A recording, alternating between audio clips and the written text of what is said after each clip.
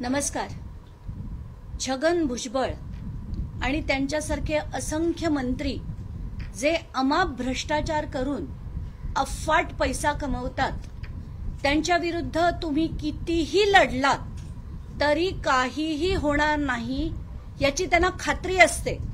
आणि ती का असते त्याचा आत्ता आम्ही तुमच्या समोर एक मोठा खुलासा करणार आहे. छगन भुजबळांनी कोविड काळात एक डिस्चार्ज पिटिशन फाईल केलं होतं सेशन्स कोर्टापुढे आणि त्यात त्यांना 9 सप्टेंबर 2021 ला डिस्चार्ज दिला गेला. यानंतर ते जे पीपी होते त्यांनी असं ठरवलं की आपल्याला याच्या विरुद्ध ऍप्लिकेशन करायची गरज आहे आणि याच्यात आपल्याला पुढे हायकोर्टात जाण्याची गरज आहे. म्हणून एक जीआर निघाला. 26 नोव्हेंबर 2021 ला. तेव्हा सरकार होतं उद्धव ठाकरेंचं.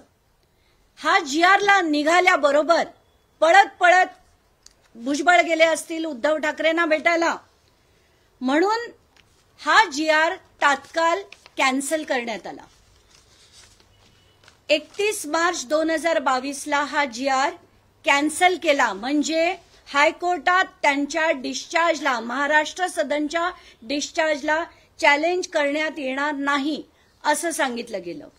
त्यानंतर एक आमदार आहेत नाशिकचे, त्यांनी ती केस पुन्हा अधिवेशनात मांडल्यानंतर पुन्हा फडणवीसांच्या काळात एक नवीन जीआर काढण्यात आला, तो 12 एप्रिल 2023 ला.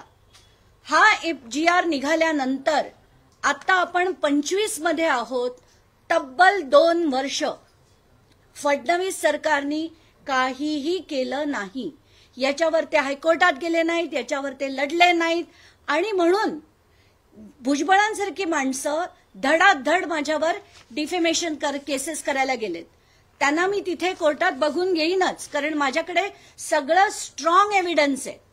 आता एक ऍक्ट आली होती 2016 मध्ये. म्हणजे आता हे मोदी सरकार काय काय करतंय ह्याचं मी तुम्हाला एक धडधडीतपणे एक पूर्ण कच्चा चिठ्ठा सांगते. पॉइंट नंबर 1, 2016 मध्ये एक बेनामी ट्रान्झॅक्शन प्रोहिबिशन ऍक्ट आली. आता ही कायद्याने आली ऑगस्ट महिन्यात, पण नोव्हेंबर 2016 ला त्याचा जीआर निघाला, त्याचं नोटिफिकेशन निघालं. जीआर नाही, नोटिफिकेशन निघालं. 25 नोव्हेंबरला मी ताबडतोब देशातला पहिली तक्रार ही मी त्या बाबतीत केली. आणि त्याच्यात खरं कसं आहे की बेनामी ट्रान्झॅक्शन प्रोहिबिशन ऍक्ट मध्ये 470 दिवसात कारवाई झाली पाहिजे, पूर्णपणे झाली पाहिजे, असा त्यांचा पूर्ण एक टाइमलाईन आहे. तर त्या टाइमलाईन प्रमाणे त्यांच्यावर कारवाई झाली पाहिजे. म्हणून मी पूर्णच्या पूर्ण 2 तक्रारी पाठवल्या 25 नोव्हेंबरला. या त्या 2 तक्रारी. आता पहिली तक्रार होती सगळ्या डायरेक्टर्सच्या विरोधात आणि दुसरी तक्रार होती ऑपरेटर्सच्या विरोधात. तर पहिली तक्रार जी डायरेक्टर्सच्या विरोधात होती त्याच्यावरही काही कारवाई झाली नाही आणि ऑपरेटर्सच्या विरुद्ध जी होती त्याच्यावरही काही कारवाई झाली नाही.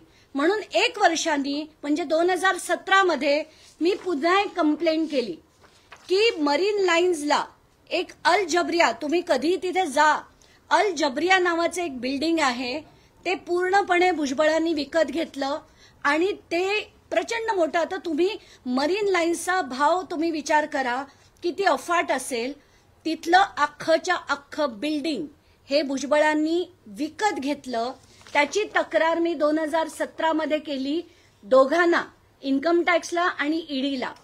त्याच्यावर आधी इन्कम टॅक्सनी त्यांना प्रोव्हिजनल अटॅचमेंट केली, हे त्याचं आलेलं आर्टिकल. त्यानंतर ईडीनी त्याच्यावर पूर्ण चौकशी करायला सुरुवात केली. आता ही कधी केली तर 2021 मध्ये. आता त्याच्यानंतर भुजबळ पळत पळत हायकोर्टात गेले. हायकोर्टाकडनं त्यांना रिलीफ मिळालं आणि ते कशाच्या बेसिसवर मिळालं हे फार इम्पॉर्टंट आहे. त्यांना रिलीफ मिळालं कारण सुप्रीम कोर्टामध्ये एक गणेश डीलकॉम नावाची एक केस होती. तर त्या केसमध्ये त्यांचं असं म्हणणं होतं की बेनामी ट्रान्झॅक्शन प्रोहिबिशन ऍक्टच्या एका सेक्शनला चॅलेंज करण्यात आलं होतं आणि ती जी ऑर्डर झाली त्या बेसिसवर भुजबळांनी हायकोर्ट मूव्ह केलं आणि त्यांना दिलासा मिळाला. हा कधी मिळाला त्यांना? तर डिसेंबर 2023ला त्यांना तो दिलासा मिळाला. आता या सुप्रीम कोर्टमधनं रिव्ह्यू पिटिशन तेव्हा फाईल्ड होतं, तर मी त्यातला एक भाग वाचून दाखवते.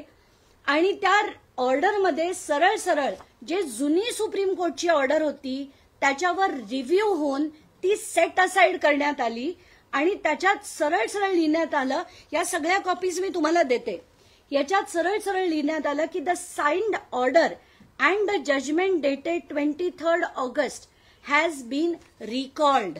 आता ही ऑर्डर आली त्यांची आणि त्यानंतर मी ताबडतोब, म्हणजे ही आली ऑक्टोबर 24ला, पण माझ्याकडनं 1-1.5 महिना उशीर झाला इन्कम टॅक्सला परत लिहायला आणि तेवढ्यात ते बीड प्रकरण सुरू झालं. म्हणून मला डिसेंबरपासून एप्रिलपर्यंत मी स्वतःला बीडच्या प्रकरणात पूर्णपणे झोकून घेतल्यामुळे मी एप्रिल महिन्यात पुन्हा कंप्लेंट केली इन्कम टॅक्सला आणि ही कधी केली? 9 एप्रिल 2025ला. आता त्याच्यात मी त्यांना चार्जशीटची कॉपी, सुप्रीम कोर्टची आलेली नवीन ऑर्डर की मागची ऑर्डर सेट असाइड झाली आहे, आता तुम्हाला क्रमप्राप्त आहे की तुम्ही याच्या विरुद्ध तात्काळ कारवाई सुरू करा. म्हणजे त्याच्यात छगन भुजबळ, त्यांची परवेश कन्स्ट्रक्शन्स, बावेश कन्स्ट्रक्शन्स आणि इतर ऑपरेटर्स यांच्या विरुद्ध तात्काळ ऍक्शन अंडर बेनामी ट्रान्झॅक्शन प्रोहिबिशन ऍक्ट सुरू करण्यात यावी अशी मी विनंती तेव्हा आयटी डिपार्टमेंटला केल्यानंतर तेव्हा आयटी डिपार्टमेंटनी स्पेशल कोर्ट पुढे ती मांडली आणि आता त्याच्यावर आता काल ऑर्डर झाली आहे की भुजबळांविरुद्धची बेनामी ट्रान्झॅक्शन प्रोहिबिशन ऍक्ट वरची जी कारवाई आहे त्याची चौकशी आता सुरू होईल.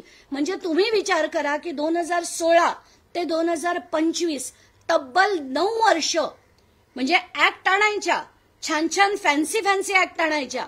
बेनामी ट्रान्झॅक्शन प्रोहिबिशन ऍक्ट, त्याची टाइमलाईन अशी, मोदी सरकार अमुक करेल, मोदी सरकार तमुक करेल, पण इथे तुमचं फडणवीस सरकार काय करतंय त्याची अंमलबजावणी केली गेली नाही. कारण भाजपला एक ओबीसी चेहरा पाहिजे म्हणून त्यांना पुन्हा एकदा मंत्री बनवण्यात आलं, पुन्हा त्यांना ते पद देण्यात आलं. आता त्यांना पुन्हा सातपुडा बंगला 30 तारखेला मिळेल. तर ही सगळी जी आहे ना भ्रष्टाचाराविरुद्धचा लढा हा देणं किती कठीण आहे. तब्बल 9 वर्ष झाली तरी आज तगायत तो पूर्ण होत नाही. आता चौकशीला सुरुवात होईल, म्हणजे आपल्या हयातीत सुद्धा हे होईल की नाही डाऊटफुल आहे. म्हणजे पहिलं उद्धव ठाकरेंच्या सरकारनी एक आणलेला GR रद्द केला कारण त्यांना तेव्हा भुजबळ हवे होते.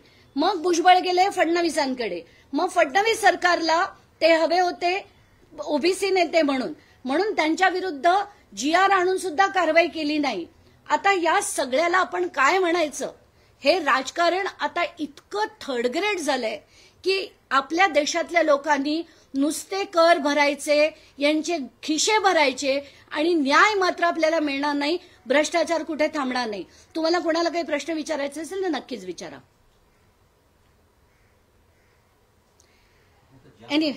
ज्याप्रमाणे छगन भुजबळांच्या बेनामी मालमत्तांची चौकशी व्हावी असे कोर्टाचं म्हणणं आहे, तर एकंदरीतच भुजबळांचा पाय खोलात गेलाय किंवा त्यांची अडचणीत वाढ होईल असं म्हणता येईल?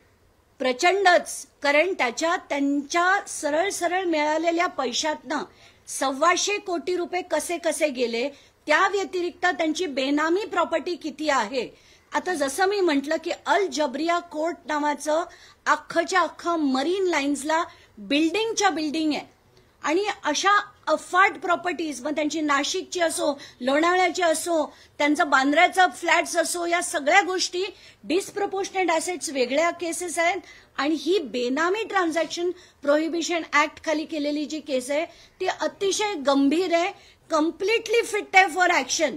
पण आता फडणवीस त्यांच्यावर कारवाई करणार की नाही, मंत्रिपदावर हक्कलपट्टी करणार की नाही, त्यांना सातपुडा बंगला जो आता मिळणार आहे त्याच्यावर स्थगिती येते की नाही, या सगळ्या गोष्टींकडे मी लक्ष ठेवून आहे.